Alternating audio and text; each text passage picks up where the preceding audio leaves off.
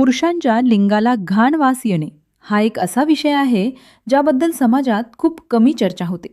पण प्रत्यक्षात हा खूप कॉमन प्रॉब्लेम आहे. अनेक पुरुषांना आयुष्यात कधीतरी हा अनुभव येतो.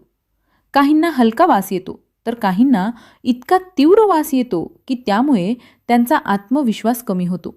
पार्टनरसमोर लाज वाटते किंवा मानसिक तणाव वाढतो. पण सर्वात महत्त्वाची गोष्ट म्हणजे हा प्रॉब्लेम बहुतेक वेळा साध्या कारणांमुळे होतो आणि योग्य माहिती व सवयींनी पूर्णपणे टाळता येतो. सर्वात पहिले कारण म्हणजे वैयक्तिक स्वच्छतेचा अभाव.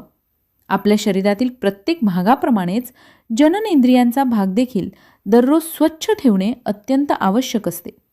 दिवसभर आपण चालतो, काम करतो, बसतो, घाम येतो आणि शरीरातून नैसर्गिक तेल बाहेर पडते.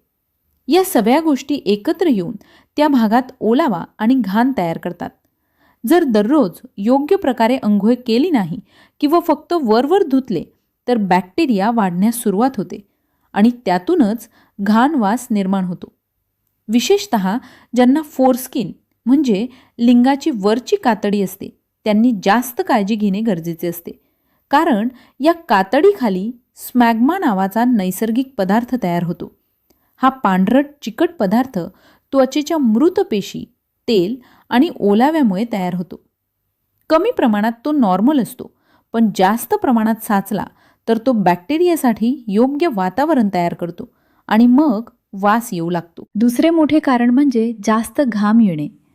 भारतासारख्या गरम आणि दमट हवामानात अनेक पुरुष दिवसभर टाईट किंवा सिंथेटिक अंडरवेअर वापरतात. त्यामुळे त्या भागात हवा खेळती राहत नाही आणि ओलावा कायम राहतो. हा ओलावा बॅक्टेरिया आणि फंगल इन्फेक्शनसाठी परफेक्ट वातावरण बनतो.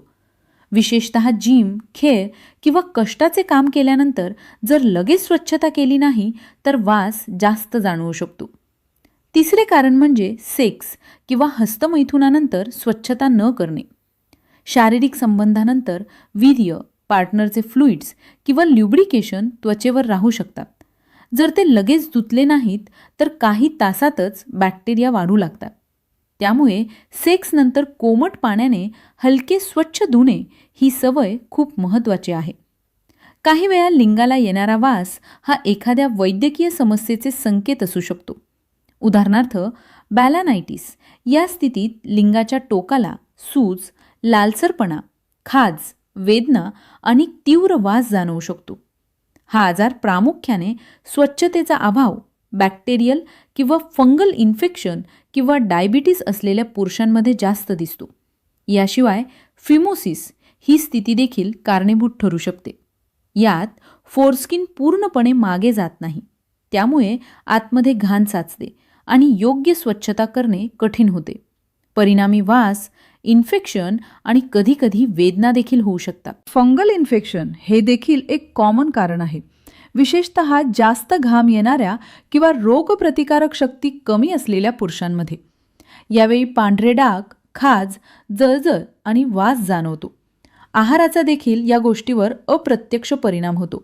जास्त तेलकट, मसालेदार किंवा जंक फूड खाल्ल्याने शरीरातील घामाचा वास बदलतो. पाणी कमी पिणे, फळभाज्या कमी खाणे यामुळे शरीरातील टॉक्सिन्स योग्य प्रकारे बाहेर पडत नाहीत आणि अप्रत्यक्षपणे वास वाढू शकतो. मानसिकदृष्ट्याही हा विषय खूप महत्त्वाचा आहे. अनेक पुरुष या प्रॉब्लेममुळे कॉन्फिडन्स गमावतात. काही जण रिलेशनशिप टाळतात किंवा शारीरिक जवळीक टाळतात, कारण त्यांना वाटते की पार्टनर काय विचार करेल.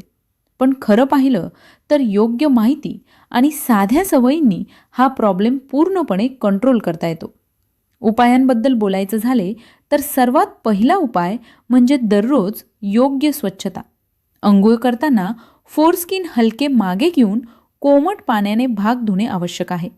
खूप स्ट्रॉंग साबण किंवा परफ्यूम वापरू नयेत, कारण त्यामुळे त्वचा कोरडी पडून खाज किंवा सूज वाढू शकते. दुसरा उपाय म्हणजे कॉटन अंडरवेअर वापरणे आणि दिवसातून किमान एकदा ते बदलणे. व्यायाम किंवा जास्त घाम आल्यावर लगेच कपडे बदलणे गरजेचे आहे. तिसरा उपाय म्हणजे सुरक्षित सेक्स आणि स्वच्छता. कॉन्डोम वापरणे, सेक्सनंतर दोघांनीही स्वच्छता ठेवणे यामुळे इन्फेक्शनचा धोका कमी होतो. चौथा उपाय म्हणजे हेल्दी लाईफस्टाईल. पाणी जास्त पिणे, फळे भाज्या खाणे, नियमित व्यायाम करणे यामुळे शरीरातील मेटाबॉलिझम सुधारतो आणि अप्रत्यक्षपणे वास कमी होण्यास मदत होते. पाचवा आणि सर्वात महत्त्वाचा उपाय म्हणजे वेळेवर डॉक्टरांचा सल्ला घेणे. जर वास सतत येत असेल, सूज, वेदना, खाज किंवा डिस्चार्ज होत असेल तर स्वतः औषध घेण्यापेक्षा तज्ज्ञांचा सल्ला घेणे योग्य असते. म्हणूनच मित्रांनो, पुरुषांच्या लिंगाला घाण वास येणे ही खूप कॉमन पण दुर्लक्षित केली जाणारी गोष्ट आहे. अनेक वेळा आपण लाजेमुळे किंवा भीतीमुळे याकडे लक्ष देत नाही. पण लक्षात ठेवा, शरीर कधीही कारणाशिवाय संकेत देत नाही. वास येणे म्हणजे कुठेतरी स्वच्छतेत, सवयींमध्ये किंवा आरोग्यात काहीतरी बदल करण्याची गरज आहे हे समजून घ्या. दररोज योग्य स्वच्छता ठेवणे, कोरडे आणि स्वच्छ कपडे वापरणे, व्यायाम किंवा शारीरिक संबंधानंतर भाग स्वच्छ धुणे आणि हेल्दी लाईफस्टाईल फॉलो करणे या साध्या गोष्टी तुमच्या आयुष्यात मोठा फरक करू शकतात.